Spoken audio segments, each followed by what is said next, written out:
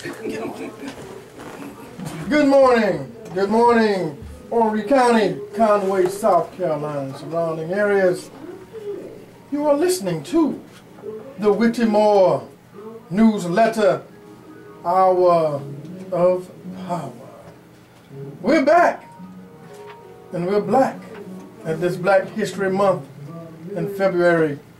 We are grateful to God and the citizens of Conway, South Carolina, and Horry County for allowing us to come into your homes, into your ears, into your hearts and minds, to impart knowledge, wisdom, and understanding. Hopefully that understanding and knowledge and wisdom will guide you to become a better you for a better community. We have with us today a very special guest, a scholar, a world traveler. We have as our subject today, Black History Month is every month. And the humble scholar who will be articulating that message today is Dr. Sheikh El-Hajj Naquan Abdul Hanif Muhammad, or Brother Naquan as he prefers to be called. He's a world traveler and scholar, a member of the Asa and Aset Historical Society. He studied under the tutelage of the great black historian Dr. Yusuf bin Yaqinin, and in early 1992 made his first trip to Egypt, where he studied Egyptology, Medunetta, and numerology with Dr. Ben. After making Hajj, which is a pilgrimage to Mecca, he enrolled in the oldest known university in the world, the University of Al-Azhar in Cairo, Egypt, where he was under the guidance of the former Grand Mufti of Egypt, who became the Grand Sheikh of Al-Azhar in 1982, Sheikh Ali Jadul Haq. The Sheikh was honored to be the teacher of this young black man from America, who was the manager of a popular rap group at that time called X-Clan. If you all remember X-Clan, they always would end their song saying, the red, the black, the green, sissy. Little did the Sheikh know that Brother Naquan was more honored to be his student. While at Al-Azhar, he studied Arabic and ancient Arab history. He was also a distinguished member of the Naqshbandi Haqqani Sufi Order of America, if I said that correctly, which is led by Maulana Sheikh Muhammad Hisham Kabani.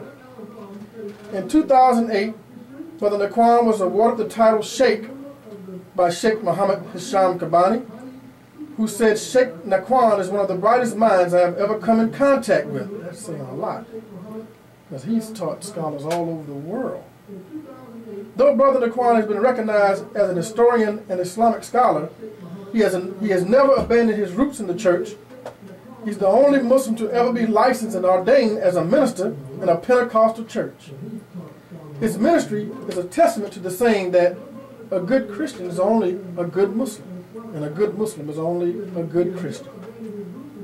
Brother Naquan's ministry has taken him into New York State correctional facilities with the Nation of Islam Prison Reform Ministry to help reform many of these young men so that they can return dedicated to helping create a better quality of life for themselves and their community. He's an educator, seen as working feverishly in the information of an all-male cadet academy, which sole purpose will be to grow boys into responsive, highly educated, and well-disciplined men. Dr. Muhammad reads and writes Arabic, Hebrew, Greek, and Latin. His academic achievements consist of a bachelor's degree in religion from the State University of New York College at Oneonta, a master's degree in religious education from State University of New York Theological Seminary, a doctorate in divinity and PhD in systematic theology from Bible Way Seminary College, Virginia State University. Brother Naquan has lectured on his doctoral thesis, The Reality of God, at the State University of Indiana and the University of Savannah. He has also lectured at King Abdul Aziz University in Jeddah, Saudi Arabia, and countless churches, barbershop, the black man's golf club, clubhouse, living rooms, and cookouts. So he's lectured in the suites and the streets. He's a firm believer that each one of us must teach another one, and that positive education always corrects errors. Wow, this brother has a laundry list of achievements. So we're going to get on board, and we hope that you are tuning in, because this is sure to be an eye-popping, heart-popping, heart-thumping, educational segment of the Whittemore Newsletter Hour of Power. This is Craig Conwell, one of your co-hosts, with Sister Edna DeWitt Bellamy and Sister Jannar Falk, as I introduce to you all and reintroduce to others, Dr. Naquan Muhammad. Dr. Muhammad, how are you, sir? Good afternoon, everyone. How are you? Well, it's actually the morning. Good morning. I'm moving kind of fast today. Yes, sir. Well, first I would want to thank our brother and friend, Mr. PJ, the DJ Parish, and WPJS 1330 Gospel Radio for spreading the gospel, which is the good news, on the airways today. We know today that there are all kinds of news being put on the airways today, but here at WPJS 1330, you get spiritual upliftment and cultural awareness, and there are no words that we can use to thank our host here at 1330. I would also like to give my deepest gratitude to the staff of the Whittemore Newsletter Hour of Power, a program that has been dedicated to the enlightenment and the upliftment and the mobilization of our communities. So I thank you once again. I would first like to start off our conversation today with the importance of Black History Month. And there are no words that I can find to express my overwhelming gratitude for our now ancestor Carter G. Woodson for the creation of Negro History Week, which started in 1926. Some 4 decades later, it became a Black History Month. And ironically, it's in the month of February, which is the shortest month on the calendar. But I want to state for the record that Black History Month is written in the blood, sweat, and tears of American history. And I would be remiss if I did not mention that America could not be or would not be what she is without the major contributions of the black man and woman. The black man and woman of America built America. Our blood soaks America, and it is our prayers that upholds America.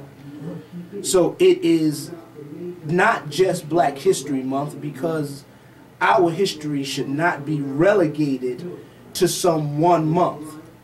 Every month and every day we should always celebrate the achievements of the contributions that the black man and woman of America have made to this great nation.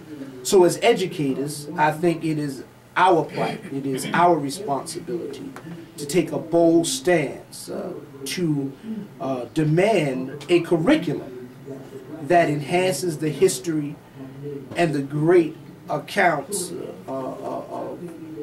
contributions that the black man and woman have made to America. But we have to have accurate and adequate accounts of historical events. Yes, sir. I agree 100%. Dr. Sister Jannar. But I like how that sounds. Thank you so much. Well, she does have healing properties to the mind. First of all, we certainly would like to thank Dr. Muhammad for joining us again today. As always, it's just a pleasure to have you come and share a wealth of information with us. And each time you come, we learn more and more about your extensive background. And we do agree with you that Black history should be celebrated each and every day, because we have played an instrumental part in the development of this country. It was built on the blood, sweat, and tears of African American males and females. And we do encourage our listeners out there in radio land to make sure that your children learn their history. We cannot depend on others to teach our children about our history. It is something that should be an ongoing process. And on TV this month, at least they can see some of the different movies that are on educational TV and other channels about our history.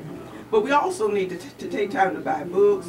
We need to sit down with them and share the story about our history, because nobody can tell our children, our people, about our history like we can. They will only get a portion, and sometimes it is distorted when we rely upon others to teach about our history. And I think that's one of the reasons why I said there has to be an adequate, accurate description of historical events, because many times, for lack of a better term, the African Americans have been totally displaced out of very important times and events. But I don't